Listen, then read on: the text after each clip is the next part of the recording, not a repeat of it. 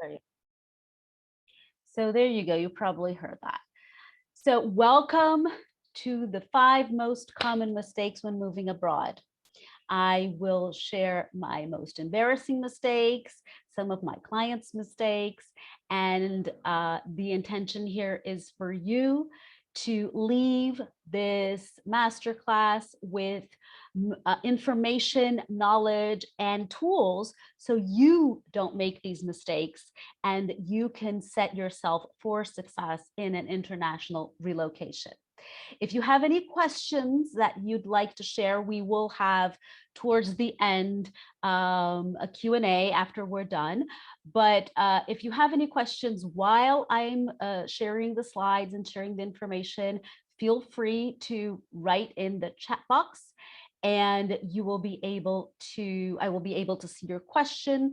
And if I can, right then and there, I will answer. If not, I'll find a way to answer throughout the presentation. Are you ready? I'm really psyched. Are you ready? I know I am. So let's begin. So let's see.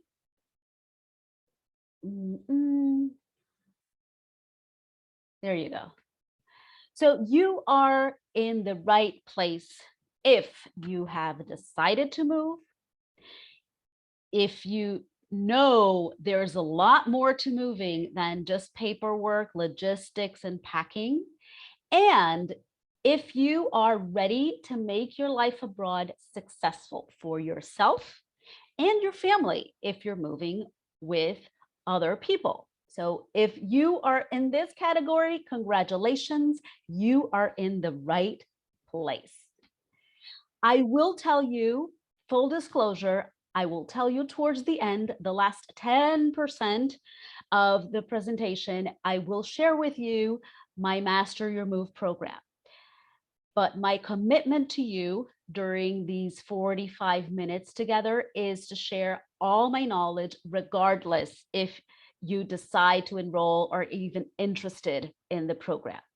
All of the tools that I will share are in the program, but my intention here is for you to leave this masterclass with the information you need to do it on your own. Okay, so let's begin the content. Let's get to the juicy part. So let me know in the chat, and please type yes if one of these responses sound like you in any way, how you're feeling. So does this sound like you? You are thinking about all the tasks that need to be done, and thinking about that makes you feel overwhelmed. Does that sound like you? Or you go from excitement to anxiety in a span of 5 minutes. Or you are master of list making. You have all your to-dos, but you still worry about how you and your family are going to adjust to this life-changing event. So share in the chat box if this sounds like you, like option one, option two, option three, or all of the above. Let's see what you have to share with me and with everyone else regarding how you feel. I know I felt all of these when in many of my moves abroad. Yes, mostly 1 and 2. So if this is very common, this is something that we usually go through when we're moving abroad. And the trick of it, the secret sauce, so to speak, is to have the tools so you can deal with these emotions. You can deal with these bumps in the road sometimes that the overwhelm and the anxiety bring. And that's what I'm going to share with you today. So welcome, I'm Deborah. As you probably already know, I am an expat and I've been for more than 40 years. And actually today I was doing the math, and the first time I moved abroad, I was 1 year old and I just turned 49 this year. So that makes it pretty much 48 years as an expat. So I have to update that. And I made it my mission to help you not make the mistakes I made when I lived in 5 different countries throughout my life. And also I sprinkled in some experiences from my clients, because the fact of the matter is many of these mistakes are quite common. We do them inadvertently because we don't know what we don't know, right? So let me tell you a little bit about me just to put things in context, and then we'll get to the juice of the mistakes and how to make your move abroad extremely successful. So I am an expat coach and intercultural psychologist, and I became an expat coach and intercultural psychologist because I had a massive failure in one of my international moves. I'm going to talk a little bit about that in a second, but that failure led me to understand what happens when we move abroad and how we can make the adjustment better, because I had failed horribly. So I got my master's in intercultural psychology, coaching certification. I'm also a certified trainer and NLP practitioner. So with these tools, I have been working since 2016 with expats and expats-to-be, preparing, helping them prepare their move abroad, or sometimes dealing with the problems of adjustments once after they have moved. So let me start by telling you a story. You know, as I mentioned, I moved around a lot since I was a kid. And as far as I can remember, okay, you'll get the recording, Yua. As far as I can remember, I've always been the foreigner, the outsider. And some moves were harder than others. You know, some moves were really easy, smooth. Others were pretty difficult. But I had never felt failure. But there was one thing that happened when I moved the first time to Portugal that was extra challenging. And I felt miserable and I failed. I failed horribly. And I don't want you to fail. So let me tell you what that was. Let's get here this slide going. You see, I had moved to Portugal in 2001 after my MBA. I used to work in marketing, and on paper, life was great. I had a great job. I worked on a cable network, a TV. I worked at marketing. I was working in Europe, which was a dream of mine. I had a great apartment. I had some friends, but inside I was ultimately unhappy. And to be honest, I didn't know how to pinpoint why I was happy, because I wasn't happy, because I was living my dream, right? I had wanted that. I had worked towards that, but I was miserable. So how could that have happened? And to be honest, I only realized what went wrong more than a decade later. And I'll tell you how. I remember when I was in 2005 talking to my boss, and I told him I wanted to quit. I said, look, you know, I'm not happy here. This was like 4 years after trying and feeling unhappy and trying and feeling unhappy. And he tried to convince me. He said, you know, what do you want? Do you want a new position? Do you want a new team? Do you want a raise? How can I make you stay? And I felt flattered and quite tempted, to be honest. But I knew it wouldn't last. I mean, besides the ego lift, you know, the ego trip that I would go on, I knew that in a couple of months, it would just come back, and it would be even worse because I would feel that I owed him and I couldn't leave, and it would be a mess. So I left. I quit my great job in Portugal and left. And I felt like a failure. And I will tell you what happened next. Fast forward some years, about a decade, ta-da, I find myself in Portugal again. And because I got married to a person in Portugal. My husband's Portuguese. And here I find myself about 8 years later, having to move again with the burden of a previous failure. And there was a lot more at stake than just changing jobs, right? It's when you're single and it doesn't work out, that's fine, you can change jobs. But now I was older, I was committed to a relationship, and failure was just not an option. So what did I do? I needed to make sure that this time round I would be successful in my cultural adjustment. And what I did was I got knowledge. I learned about the processes that we go through when we move abroad. And I realized that I had made so many mistakes, that I had done so many things the absolute wrong way, that I realized that not only could I do it better, but I could help other people not suffer what I had suffered for at least 2 or 3 months in each move, or ultimately the failure that I had had in the previous move when I lived in Portugal. So failure was not an option. I went, got knowledge. That's when I got my master's in intercultural psychology, and it changed everything. I realized I had many aha moments, and some of the things that I learned I'm going to share with you today.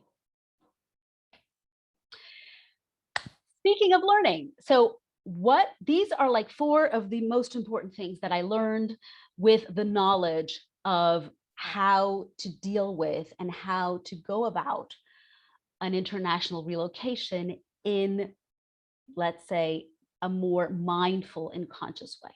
So I learned that I really needed to be clear on what I was moving for. You know, I knew why I wanted to move. We all know why we want to move. And those are usually the things that we're trying to get away from. But I hadn't really thought about what I wanted to build in this new life, what I wanted to create, what goals I wanted to achieve, what I wanted to accomplish. And ultimately, what was I moving for? I had no clue. I didn't know there were typical phases in a cultural transition, and knowing how to deal with them is crucial. I also learned that it's important to create closure before you leave and say goodbyes. And I also learned that a new phase only begins after kind of a limbo phase, and that's okay. We don't have to have everything figured out immediately. Does this make sense to you? Yes? No? Anyone wants to answer? Yeah, great. Okay. So there's a better way. I learned that, and all you need is to know, to have the knowledge. So everything was different and so much better. And let me share with you, my goal for you here today is I want you to go through this move abroad that you're planning with all the tools to create your best life abroad. I'm going to give you some of the tools and some of the mistakes in the next slides. I want to tell you about Grace, because Grace is not a unique case. She's very, this example is quite common. She was completely overwhelmed and feeling very alone because her friends back home weren't really supportive of her leaving. They were kind of, jealous or suspicious. And she really started to second guess herself. Am I doing this right? Am I really going to do this? Does this make sense? That led to procrastination, even more overwhelming. And she ended up connecting with people who are in the same boat, who are going through the same processes, anxieties, and questionings that she was. She learned the tools to make a productive decisions and left with the confidence that she always had, but she didn't know how to reach it. And I will let you read here her testimonial of the Master Your Move course. She was extremely successful in her move abroad, and not only the tools, but the connection with other people within the group made a huge difference for her. Now, let's start with an exercise. And this is actually something that we do in the program, but I wanted to share a little bit, kind of like a demo with you guys. So think about 3 things regarding your move. Think about one thing that you like about your life and you want to keep it in your future life, in your life abroad. It can be anything. It can be something like, drinking 8 glasses of water a day, exercising, or meditating, or taking time off, or whatever it is for you. It can be people, objects, things that you want to keep, that you like and you want to keep. Then think about one thing that you want to eliminate. One thing that you do not like about your life, a bad habit, toxic people around you, objects that really don't bring you, anything, joy or usefulness or just, clutter. And think about what you want to eliminate and not take to this new phase abroad. And finally, think about things that you want to introduce and incorporate, things you want to start doing, like a new exercise regimen, or you want to start reading, a book before going to bed instead of, watching videos on your phone. So these are really important things to think about because this will be the foundation of your successful life abroad. This is an exercise for you to start really taking control of how you want to live your life in this new place, in this new phase of your life. So I hope you take advantage of this exercise and it really makes you reflect upon the things that no longer work for you and things that you really want to introduce and make a better life for yourself. So are you ready to create your best life abroad? We're going to go deep into the mistakes right now. How did you like the exercise I proposed? And let me know if you have any questions so far.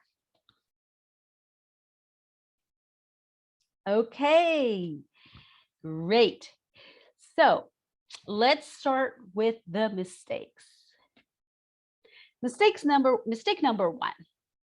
When you focus on the why you want to move, you're missing out on a huge important part of the picture. You see, whys are really important. I want to move because, and you fill in whatever blanks you want to fill in. But when you're clear on what you want to move for, what you want to accomplish with your move, what you want to create in your new life, you will get closer to your desired life abroad. And more importantly, you will be able to keep your eye on the prize when you have bumps in the road. It's kind of like thinking about, like it's your carrot, it's your prize. It's something that you are aiming to, your what for. And that's what you want to accomplish because there will be challenges, there will be hurdles, and you want to be really clear on your end goal to make these challenges and bumps in the road easier to deal with. Does this make sense to you guys? So, what to do instead, right? Instead of thinking about your whys, and we all know that everyone has their whys and it's fine to have your why, think about what you want to accomplish with your move abroad. And if you have to, write it down. Also, I suggest you consider how this move is aligned with your long-term goals. How does this move fit in with your long-term goals in your life? And if you're going with a family unit, in your family's life. And the third thing you can do instead of thinking about your whys is create a list of all the things you want to do differently in this new chapter. It's a little bit of an extension of that exercise we shared a few minutes ago. So this is what you can do instead of thinking about all your whys you want to move. I hope this is useful for you. Now, mistake number 2. When you only focus on the cultural transition, meaning moving to a new culture, you end up neglecting other changes that are going in your life. So in my experience and my experience with my clients, Very, very rarely, and I would almost say never, um, a move abroad is also accompanied with some kind of other transition. Are you retiring? Are you changing jobs? Are you starting a new business? Are you taking a break from work? Are you moving with small kids? Are you moving as an empty nest? Are you, whatever that is for you? Usually there is also another transition in another area of our lives. And the fact of the matter is, we tend to focus on the cultural transition because it's what's most obvious. It's what's duh, it's in your face, literally, right? You can't speak the language, the habits are different, whatever. But we then, when we only focus on the cultural transition, we neglect other changes in our lives that can also have an effect on our adjustment. So think about this, and neglecting the other changes in your life is another mistake that many of us make. I certainly did. So what can you do instead? You can think about what other transitions you're going through, and you probably are doing this already while I'm speaking. You can also, and you should, consider the transitions of other family members. So if you're going in a family unit, what other transitions are people going through? Because that can really manifest in sometimes having a hard time adjusting to the move, preparing stuff, being a little bit resistant, having some kind of procrastination issue, because there are other transitions at play. And I'm a very practical person, and I always like to be actionable. So what I suggest is to prepare a list of the ways to reduce the negative effects of other transitions. So if it has to do with work, that you're retiring, for example, what can you do to mitigate that feeling of perhaps not being productive or not contributing to society? So what can you do to mitigate that negative feelings that you are having because of this other transition? I hope this makes sense to you, and I hope these actions make sense and because they're really easy to implement. It just takes a piece of paper, a pen, and sitting down and thinking about things, right? Hopefully, this will open the opportunity for you to do that. Mistake number 3. Okay, this is a mistake that costs us a lot of heartache. When you wait until your move to make friends, you are wasting time, my friend, because it takes time to make new friends, and it's not as organic as in our home country. You know, we usually make friends by friends of friends, work, community, or if you go to a church, or if you have kids, the kids' parents. So it's more organic. When you go to a place where it's completely blank slate, it takes a lot of effort to make friends, and it takes time. So you don't want to wait until you move. You want to start connecting with people. And now we have the technology to do that with all the social media, with, you know, you can set up video conference meetings and talk to people. And you want to do that. So when you do move, you already have a handful of people that you can count on for, you know, for coffee or for social life, or even for help in practical things. So what can you do instead? And I mentioned a little bit of this before. You can connect online with as many people as possible. You know, it's kind of like a numbers game. You will connect with 100 people. From these 100 people, you will maybe have something in common with, let's say, in a very optimistic scenario, 50 of them. And then from these 50, about 20 you will have, you know, deepen the conversation. And then from these 20, maybe 5 will have the same wavelength, the same availability that you have. So from 100, you might connect deeply with 5. So it's a numbers game. So you want to connect with as many people as possible. You want to also manage expectations. It takes time and effort to make meaningful friendships. Think about your friends today or back home. It took a long time for you to get a level of, trust and confide in them. So don't expect for this level of friendship to arise with people that you knew 2 weeks ago, because that probably will not happen. And finally, do not take rejections personally. So if someone ends up ghosting you or not responding to your messages, they might be in another, they might not be available and they don't know how to respond, or they're just not in at that moment of making friends, or they didn't like it. And that's fine, because how many times do we forget or we don't respond to people, and that happens. So don't take these rejections personally, because they're not personal. It's really a process of getting to know people. I hope these tips were helpful, because this is a very, very important aspect. And it's actually one of the top 5 challenges of moving abroad. In our Master Your Move program, there is a whole module on how to deal with that, on how to deal with saying goodbyes, on how to deal with making new friendships before you even move. Mistake number 4, letting the overwhelm and anxiety get the best of us. Wow, we feel tired, energetically depleted.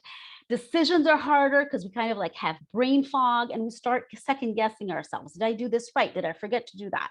So you cannot let the overwhelm and anxiety get the best of you or me or us. Let me just take a sip of water. Because ultimately, it will really hinder your decision-making process and your energy to learn new things and to make decisions. So what do you do instead? You understand that you need rest and recharge, whatever that is for you. For some people, it's going for a walk. For other people, it's getting a massage. For other people, it's, mountain climbing. For other people, it doesn't matter as long as you do it. Sometimes even a stretch and a cup of tea can make a huge difference, like taking a break when things start to get tough. Also, I'm going back to that topic we talked about before, which is your what for, right? There will be hurdles in your way. And when you know your what for, you can be focused on the end result and you can calm yourself down. Okay, this is going on because I'm doing this and I know what I want to get out of it.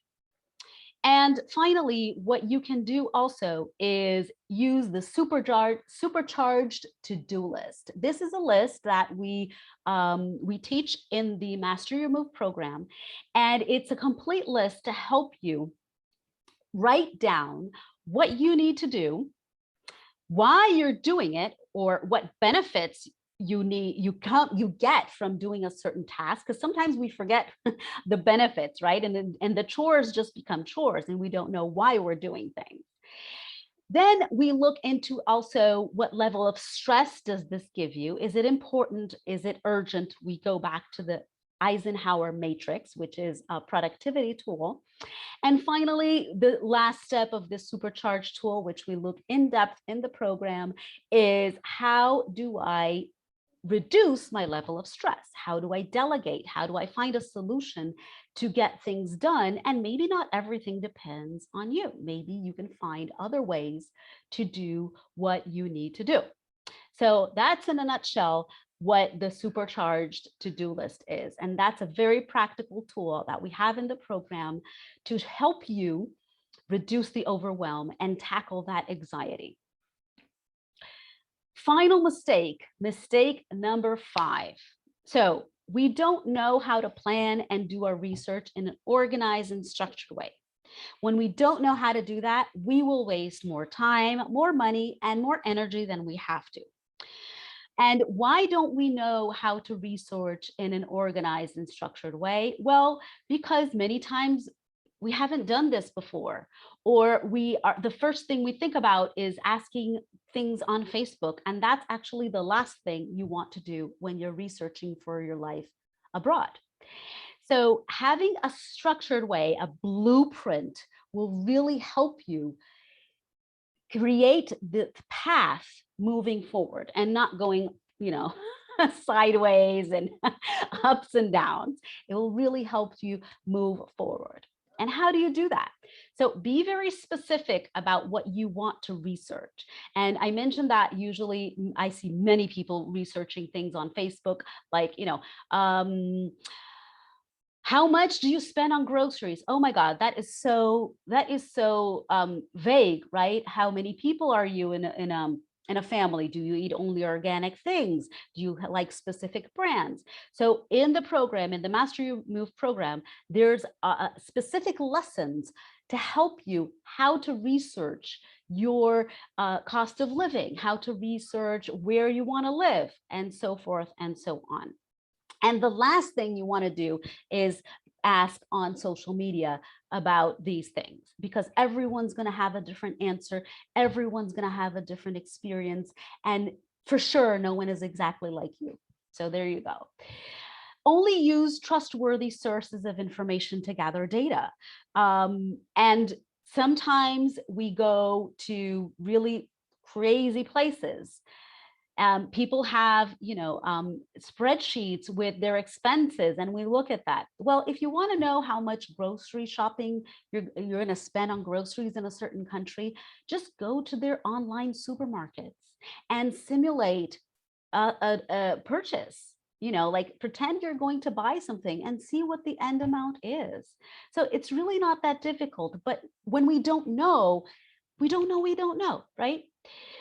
Also, and this is something that I've mentioned before, only use social media to confirm findings. So after you've done your research, then you can go on social media and say, look, I found this is the average for, a supermarket purchase for a month's worth of groceries for a family of 4. Does this make sense? Is this too off? And then people, based on your specific information and not just a vague question, can chip in and give you more help. I hope this makes sense to you. And I see many people making this mistake over and over and over again. And it just creates anxiety, insecurity, and overwhelm. So I will take another sip of water and wait here if you have any questions regarding the mistakes that I shared. Let's see if you have questions. I might be talking too fast, too slow. Hopefully not too fast, so you can get the information. Okay, well, so let's move on. Now, oops, there you go. So it can be hard to do all this all alone, right? It can be hard. Why?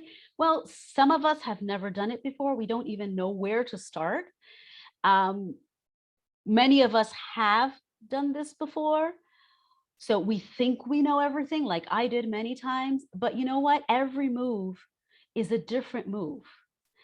You have new circumstances. You have a different financial situation. You have a different family situation. You have different expectations. You have a different energy level. So it's never the same. And many times we think we can do it all alone, because we have that previous experience, and that can actually hinder us because we're filtering things and not being open to a new experience because we're focusing on how it went that specific time. And also it can be hard to do it all alone. Well, just because your friends and family, they don't get it. They don't understand what you're going through. And I remember that my last move, I was really conflicted about if I was going to ship a piece of artwork. It was expensive to ship. I didn't know if I wanted to spend that money. And by the way, there's a whole module on how to decide what to pack and what to leave behind in the Master Your Move. We go through that in depth. But I didn't know at that time all of this that I'm telling you when I made that decision. And my friends back home, they were just like, oh, just decide already, because they didn't get it. And I started getting really, frustrated with them because I wanted to vent. I wanted to share my anxiety with people, and they didn't get it. they couldn't help me. And that sometimes made the moving process really difficult because I felt I really didn't have people that understood what I was going through. Maybe you can relate to that. So basically, what Benjamin Franklin said, and I wholeheartedly agree, if you fail to plan, you plan to fail. And we're talking about planning. It's not only the paperwork, the logistics, the packing, of course, that's important, but it's how you're doing it. And it's kind of like, you can have a score, like a background music, and that's kind of like your mindset. If your background music is jars, da, da, da, da, da, you're going to be anxious and scared and and frustrated, and everything is going to be, because that's the background music. If your background music is more like something mellow, you're going to be calmer. And even if things that arise are complicated and challenging, you will find a way with tools and even with your mindset to take action on these challenges. I hope I make sense here in terms of how the way these things process. So now I'm going to go a little bit in detail about the program. Before I go in, is there any question you have about the mistakes, about what I shared so far? Okay, so let's move on. So the program, Master Your Move program, it has 3 pillars. The first pillar are online lessons. There are 8 modules. You can do them at your own pace. They're designed to be done in around 2 months. There are 12 live group calls, so you can connect with people who are going through exactly the same thing as you. And this lasts for 6 months because we meet twice a month. And then you get 3 individual coaching sessions with me because, there are things you don't want to share in a group. They're too personal or too specific. So you get that opportunity with me. As I mentioned, there are 8 modules. So we go from the most practical things to the most emotional things. So we go understanding cultural adjustment, how to decide what to pack and what to leave, how to create your new sense of home. This is really important, and it doesn't have to do with expensive furniture, friends and family, how to let go and create new bonds. It's a whole package that you can do that to prepare closure and to start planning your move abroad with a conscious mindfulness overview. This is what Kathy S. had to say about the program. She said it was a really good opportunity for her to understand, and she feels more confident that this crazy idea is doable, achievable, and absolutely worth undertaking. And this was like, I felt really happy when Kathy sent this to me because I really felt moved by her words. So what other people say, there you go. I won't read it for you. These are other people who have participated in other editions of the Master Your Move. The connection with the group is really important, and also the lessons and basically getting to know what you don't know. That's really important aspect of it. So when you book your enrollment call, and how does this work? You book your enrollment call. I will share the link in just a minute. And your enrollment call, we will have a conversation, and we will see, this enrollment call is completely free, and we will see if this program is really for you, if this is something that you really want. When you book your enrollment call by October 20th, 2021, you will get all of these bonuses. Bonus number 1, Decide Where to Live Masterclass. Okay, so sometimes we don't know where we want to live. And in this masterclass, you will get the methodology I created called the criteria funnel, where you will get your wish list, your must-have, and your non-negotiable, and be crystal clear on what you want in this new place. So you can confidently and with very strongly know how to decide where to live. The other special bonus for anyone who books their enrollment call by October 20th is the language learning workshop. This is a live 3-hour workshop where you design your language learning goals. When we move to another country, one of the first things we think about is to learn the new language, if it's a language that we don't speak. And this workshop, which is a special bonus, will fast track your progress with learning, with resources that really respect the way you like to learn. We won't talk about the language, but how to learn the language, establishing goals and looking at blind spots. Bonus number 3, you will get your unique settling in cheat sheet. This is a cheat sheet that will make you feel safe during the first few weeks after you move. It has all the information for your new country. How do I say I'm allergic to peanuts? Where is the nearest drugstore? How do I call the police? What do I say to the police in case of emergency? All of these things that sometimes make us very insecure when we're in a foreign country, you will have that on a piece of paper so you feel safe and secure during the first few weeks of your move. And more, we get an exclusive Facebook group for more connection, so you can even deepen your connection within the group, and individual Voxer support. Voxer is similar to WhatsApp, but you don't need a phone number for 2 months. So if you get stuck in one of the lessons, you need specific help from me, you will send me an audio message and I will get back to you in a few days with a solution, a response, something to help and support you. All of this for $846. There is a payment plan and there are only 15 spots. So this group is small because we are designed to be a very cohesive bonding group. So the idea is to be cozy, and that's why there are only 15 spots, and that's why you go through an enrollment call to really see if this is really what you want and if this program makes sense for you. So we have option 1, which is €900, and it's a payment plan of 3 payments of 300. The best option here is 1 payment of $846. And when you book your enrollment call by October 20th, you get all of this, all of the bonuses I mentioned, 6 months of program, and the extra support.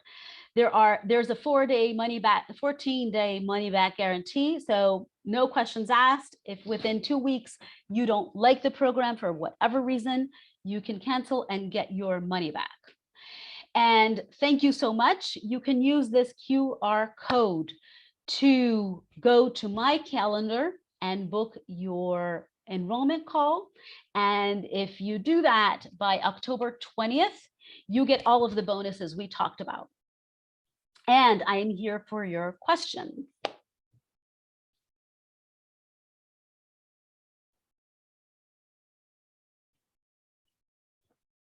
Okay, so I hope you enjoyed this as much as I did. And I hope to see you in my next masterclasses. Feel free to email me, to contact me if you have any questions. Thank you so much, Susan. I'm glad you liked it. And I will be sending the replay for you as well if you were here, because you might want to watch it again and take more notes. And it was a pleasure.